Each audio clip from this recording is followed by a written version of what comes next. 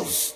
São 7h34. O prazo para entregar a declaração do Imposto de Renda 2025 começou nessa semana e segue até o dia 30 de maio. Para falar sobre o assunto, o entrevistado de hoje é o professor de Contabilidade Empresarial, Contabilidade Financeira e Sistemas de Contabilidade da FAI, o Celso Oliveira. Seja bem-vindo, bom dia. Bom dia, obrigado pelo convite. Vamos lá, antes da gente ir para as orientações e tira dúvidas, eu queria, sobre a declaração, eu queria que o professor explicasse o que é o imposto de renda, que é uma coisa que acho que muita gente não sabe. Opa, vamos lá.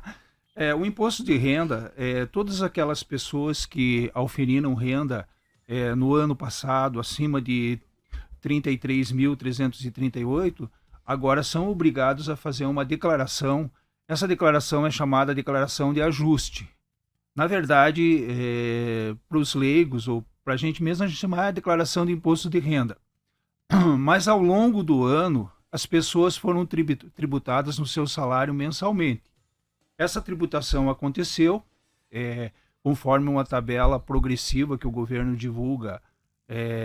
Esse ano ela ainda não foi corrigida. Ele divulga essa tabela.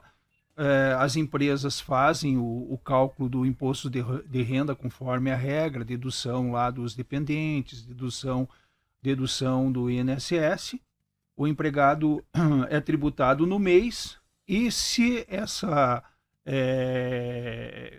no final, agora, nesse período, ele tem que informar isso na Receita. A empresa informa para o empregado vai verificar se ele precisa fazer a declaração. Então, se ele teve uma renda acima dos 33 mil lá, ele precisa fazer a declaração de ajuste.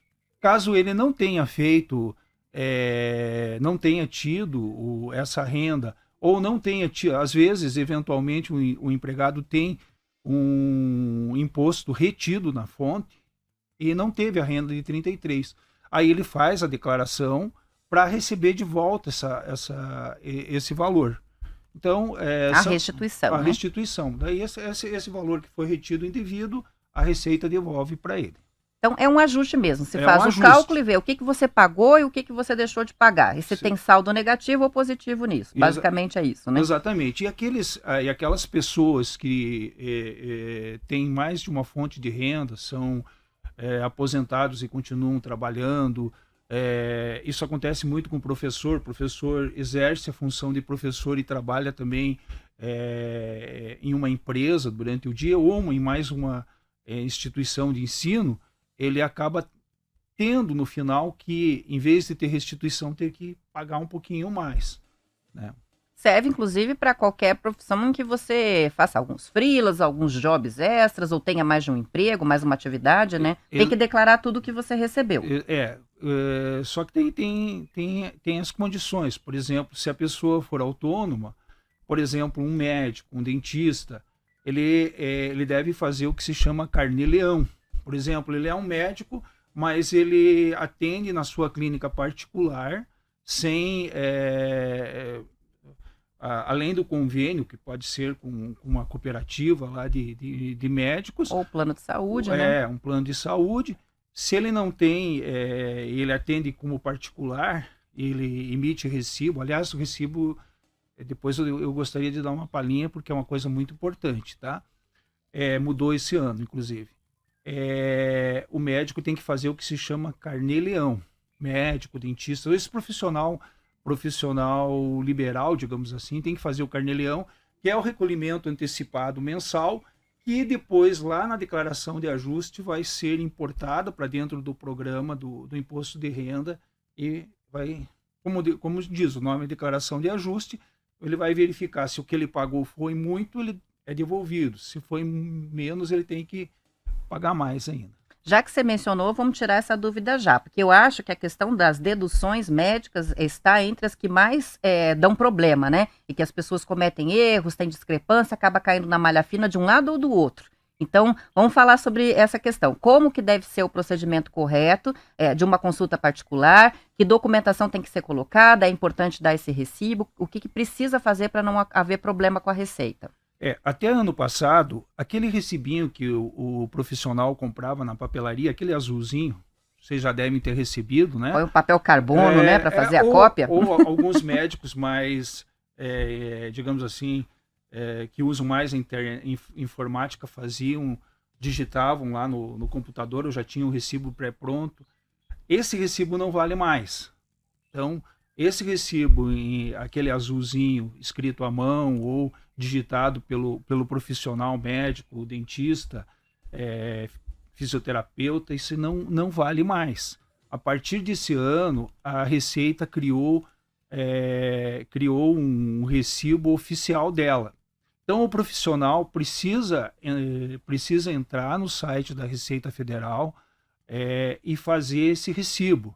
A vantagem desse recibo é que ele é um recibo oficial, tanto o profissional quanto o contribuinte vão estar já com essa informação automática na declaração pré-preenchida.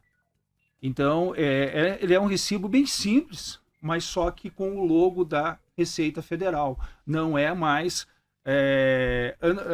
isso impede também o prazo também de emissão desse recibo, não é mais como acontecia muito, o contribuinte não queria o recibo, depois ele mudou de ideia e o profissional foi lá e emitiu um recibo no começo do ano. Retroativo, né? Já faz tempo que foi a consulta. Agora não pode mais. Agora... A gente sabe que o que acontece muitas vezes, e isso eu imagino que não seja uma coisa permitida, é que na consulta, às vezes até é questionado se você quer com recibo ou sem recibo, porque com recibo é um pouco mais caro. A gente sabe que não pode fazer isso, mas isso acontece, né?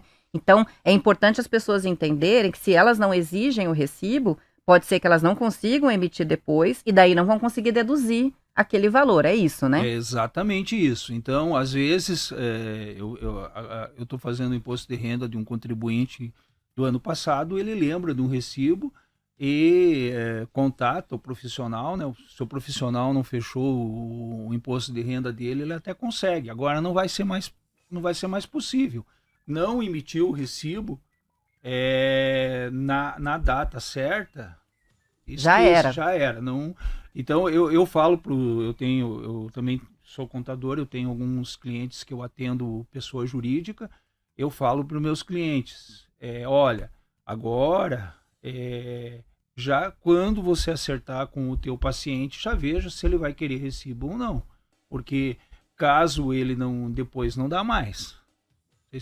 Isso é bom entender, principalmente para quem teve as consultas e não pediu, já não perde nem tempo tentando procurar. Não. Da próxima vez, pede no dia já, né? Exatamente. E isso veio, eu lembro em 2007, 2005, mais ou menos, que existia muito aquela indústria de vender recibo.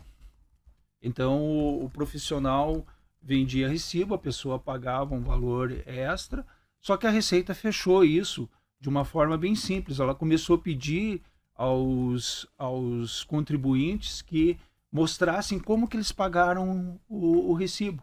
Aí não tinha lastro, porque às vezes o recibo foi pago por um valor menor do que o valor que estava lá. Então, isso já não é mais comum. E agora, com o Receita, esse recibo oficial da Receita, o cerco fechou mais ainda, ficou... Então, isso está valendo a partir desse ano, a partir de janeiro de 2025, é uma novidade. Tá? Legal. Com relação a quem precisa declarar, você falou da faixa, qual que é mesmo a renda? 33.888 de rendimento tributável. Bom, vamos lá, o que é rendimento tributável? É aquele empregado que trabalhou registrado na empresa. Hoje não é tão comum, mas antigamente a gente ia fazer o imposto de renda, o contribuinte chegava com o olerites. O olerites não serve para fazer imposto de renda. A empresa tem que oferecer um informe oficial. E nesse informe, se tiver a renda de 33.880, acima de 33.888, o contribuinte é obrigado. Porém, às vezes é bom dar uma olhadinha. Eu não tive 33, tive 32 mil. Não, então eu não sou obrigado. Mas por algum motivo, algum mês, por férias, algum bônus que a empresa concedeu tributável, essa pessoa teve um imposto de renda retido na fonte. Essa pessoa ela não é obrigada a fazer a declaração, mas ela deve fazer porque esse valor do imposto retido na fonte vai voltar para ela, ok? Então, faz para receber a restituição. Faz para receber a restituição. Essa é a primeira condição. A segunda condição é que ela tenha oferido rendimentos isentos ou tributados exclusivamente na fonte acima de 200 mil. Vamos lá. Que rendimentos que são esses? Um rendimento de caderneta, tem que ser rendimento, não é valor de aplicação. Ganhou mais de 200 mil na caderneta de poupança. É meio difícil, mas pode acontecer. A pessoa tem que ter um de valor muito expressivo. Né? É uma pessoa muito feliz. Exatamente. Mas existe. E provavelmente não estaria na poupança, ela teria outros investimentos. Outros investimentos. Só conta se for poupança. Não. Qualquer São investimento. rendimentos isentos. O que mais que é um rendimento isento? Por exemplo, ela é sócia de uma empresa. O governo está pensando agora com essa mudança, inclusive, tributar. Ela é sócia de uma empresa e auferiu rendimentos isentos. O que é um rendimento isento? É o lucro que a empresa obteve que veio da empresa para a pessoa física. Isso é um rendimento isento. Então, se ela teve um rendimento isento acima de 200 mil, ela também é obrigada a fazer declaração. Eu dei um lucro só de 50 mil e pelas outras não teve renda tributável acima de 33, ela já estaria fora da condição de obrigatoriedade de fazer a declaração. Esse também é o valor que é o parâmetro para venda de ações na Bolsa, que eu estou vendo aqui, que também é o isento, às vezes precisa declarar? Não é esse. Da Bolsa eu já vou explicar. É outra coisa, tá. Vamos continuar aqui nos 200 mil. Por exemplo, a pessoa tem investimentos em CDBs, RDBs, né, que são rendimentos de renda fixa. Se ela teve rendimentos acima de 200 mil, entra nessa condição. Tá. O que mais que entra nessa condição dos 200 mil? Me fugiu agora. Se ela recebeu, por exemplo, pensão do pai, da mãe, esse é um rendimento isento. Agora até uma novidade, não sei se foi ano passado ou esse ano que entrou, ela também não é mais tributada. Então, essa dúvida é interessante, né? Porque muita gente recebe a pensão alimentícia dos filhos, às vezes a própria pensão, né? Depois de um divórcio. E antigamente tinha que fazer o carnê-leão e declarar e pagar imposto sobre a pensão recebida. Não existe mais isso, né? Não, quem recebe não paga. Quem paga... Deduz. Tá? Ok. Então, isso é um rendimento isento. Sim. Claro que sempre quando você pegar o informe, seja ele o informe de uma empresa onde você recebe salário, seja um informe de banco, ele vai deixar isso bem claro. Isso aqui é rendimento isento, na verdade ali a condição dos 200 mil é rendimento isento e rendimento tributado exclusivamente na fonte, que é o caso do CDB que eu falei ali, tá? Então, mas isso o informe vai trazer direitinho para a pessoa, é só acompanhar ali que não tem como errar. Tá, a pessoa tem um emprego fixo, com carteira assinada, vai receber o informe de rendimentos da empresa, com ele vai fazer a sua declaração, né? Mas além disso, ela faz alguns freelas. Esses trabalhos que são feitos fora do registro da carteira, fora do trabalho na empresa, ele também precisa constar na declaração? Então, se ela tiver um comprovante disso, né, um recolhimento, se ela for um MEI, por exemplo, vamos entrar aqui na seara do MEI, eu recebo lá na FAI que a gente faz, a gente tem esse núcleo de apoio fiscal, tem muita gente que quer declarar o MEI. Bem, o MEI, ele é uma pessoa jurídica, um dos conceitos da contabilidade diz o seguinte: quando você monta uma empresa, existe a figura da pessoa física e a figura da pessoa jurídica. Então, tem que dissociar a figura do MEI da pessoa física. O que você declara no MEI, não na pessoa física. O que deveria vir da pessoa do MEI para a pessoa da pessoa física? O seu lucro. E o MEI tem dois tipos de situação. Os MEIs que são vendas, Então, ele faz um processo que ele compra uma mercadoria e revende, é um ambulante, por exemplo. Ele não faz nenhum processo industrial. Uhum. Mas ele tem, na casa dele, ele faz um tipo de serviço lá que ele cria. Tal. Então, a gente seria tipo uma indústria. Esse MEI é considerado indústria ou comércio ou indústria. Esse tipo de MEI, para a legislação, o lucro dele é que deve vir para a conta da pessoa física. E qual que é o lucro? É 8% do valor do faturamento. Somente isso. Tem gente que está pegando lá, faturou 60 mil e está botando na sua declaração pessoa física. Vai pagar imposto que não deve. Que não tem. Porque, na verdade, esse 8% dos 60 lá da 848, 4.800 é um rendimento isento. Lembra dos 200 mil sim. Lá? Já o MEI que faz um serviço, um encanador, uma diarista, que faz um tipo de serviço, a tributação é de 32%. Então você vai pegar o faturamento, aplicar 32% e vai trazer novamente para o rendimento isento. É isso que, se você for obrigado a fazer a declaração, porque você tem uma atividade remunerada e tem o MEI, você tem que fazer. Agora, eu sou MEI, só sou MEI. Não faço nada de pessoa física. Não tenho outra renda como pessoa física. Não tenho um emprego. Não tenho declaração de imposto de renda para fazer. Olha só. Só a declaração do MEI, que tem que ser feita até dia 30 de maio. Declaração de faturamento. Você vai lá nessa declaração, é uma coisa bem simples. Você vai lá e dizer quanto que você faturou ano passado, como com venda ou com serviço, ou com os dois, né? Tem MEI que faz as duas atividades. E vai informar no MEI isso. E mais lá ele faz mais uma pergunta se ele teve empregado, né? Se diz sim ou não. Normalmente o MEI não tem empregado. E feita essa é a declaração do MEI. Então, quem é que MEI, também está com prazo aberto. Até dia 31. Até 30 de maio. Ok. Vamos fazer um intervalo rapidinho e a gente já volta com mais informações aí sobre o imposto de renda.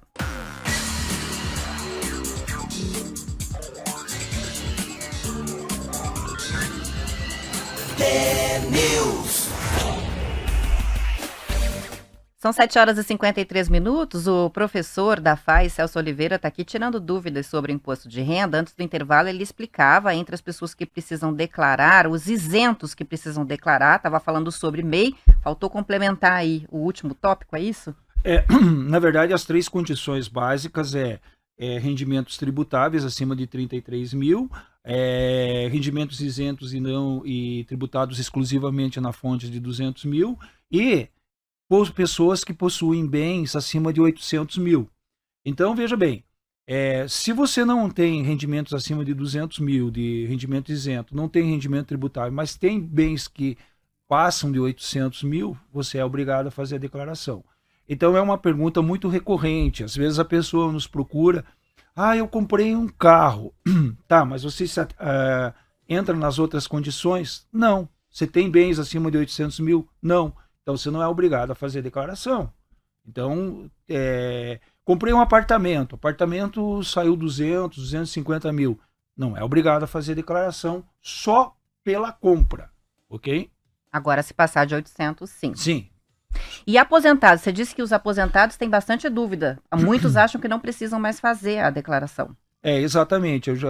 Lá no núcleo, a gente atende muitos aposentados que têm o seu CPF bloqueado, em função de que se aposentaram e acharam que estavam livres do imposto de renda. Não, as condições se aplicam igualmente às outras questões lá.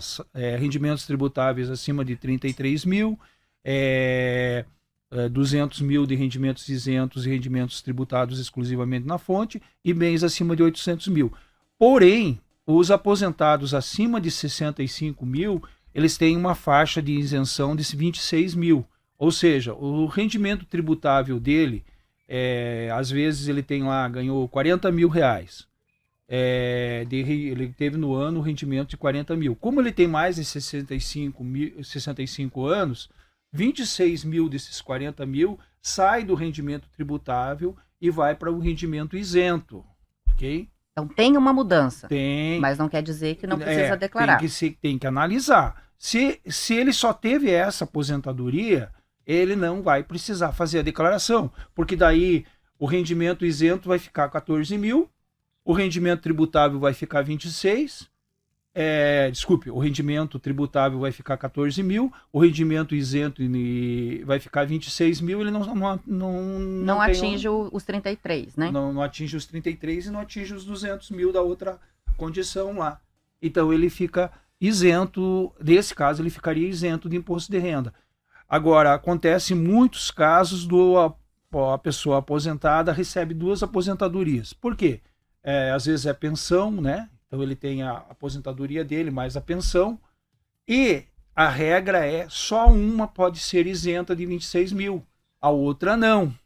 Aí vai atingir e vai ter que declarar. Tem que analisar, vai ter que caso ver, a caso, né? Caso a caso. Então, o ideal é que um aposentado pode procurar o nosso núcleo, lá a gente atende todas, faz a ligação lá na FAIC e agenda, que a gente pode explicar melhor se for o caso. Qual é o nome do núcleo? Que depois a gente coloca também essa informação para quem quiser procurar. NAF, N-A-F de faca, NAF, Núcleo de Apoio Fiscal. Ele é uma parceria entre as instituições educacionais e a Receita Federal. Legal. Vou colocar a dúvida que chega do ouvinte Nivaldo. Ele diz o seguinte: minha filha trabalhou no ano passado como aprendiz, não atingiu o valor que torna obrigatória a declaração do imposto de renda. Ao usá-la como dependente na minha declaração, eu preciso colocar o valor que ela recebeu? Bem, aí acontece o seguinte: se o dependente, o local onde ela fez o estágio, informou na DIRF. A DIRF é uma declaração para a Receita Federal. Essa informação está informada, então o ideal é que ele pegue, se for uma informação oficial que foi para a Receita Federal, ele é obrigado, sim. E muitas vezes não compensa somar essa renda à renda dele, porque ele vai ter o imposto a pagar ou vai ter uma restituição bem menor do que se não colocasse ela. Então o ideal é simular, né? Porque ele quer fazer as deduções da faculdade, plano de saúde. Então dá para fazer uma simulação, declarando a renda dela e deduzindo, e também fazer uma simulação sem, porque pode ser que ele constate que é melhor não colocá-la como dependente. Perfeito, exatamente isso que tem que fazer. E hoje, com o programa, ele é muito